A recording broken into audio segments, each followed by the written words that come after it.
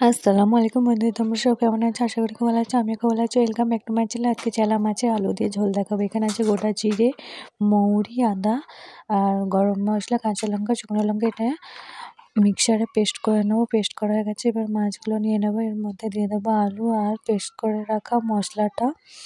এরপর এর মধ্যে নুন, হলুদ দিয়ে দেবো। দিয়ে টমেটো দিয়ে দেবো। ভালো করে মেখে নেবো। মেখে নেওয়ার পর কড়াইয়ের মধ্যে তেল দেবো। তেল দেওয়ার পর দিয়ে দেবো গোটা জিরে আর হিং। প্রথমে হিং দিলাম, তারপর গোটা জিরে। এরপর এর মধ্যে দিয়ে দেবো দুটো তেজপাতা। তারপর একে একে মাছ আর আলুগুলোকে এর মধ্যে দিয়ে দেবো। দিয়ে ভালো করে নেড়ে চেড়ে সেই মশলা যেটা রেখেছিলাম ওই ধোয়া জলটা দিয়ে দেবো এর মধ্যে। দিয়ে চাপা দিয়ে দেবো কিছুক্ষণ হওয়ার জন্য।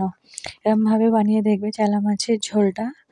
অবশ্যই আমাদের তো ভালো লাগে, তোমাদেরও ভালো লাগবে। আর লাইক, কমেন্ট, শেয়ার, সাবস্ক্রাইব করে দিও অবশ্যই বেশি বেশি করে। আমার হয়ে গেছে ঝোলটা। এরপর ধনেপাতা দিয়ে দিচ্ছি আর একটু ভাজা মশলা দিয়ে দিচ্ছি। চলো বাই, তোমাদের সাথে অবশ্যই পরের ভিডিওয় দেখা হচ্ছে।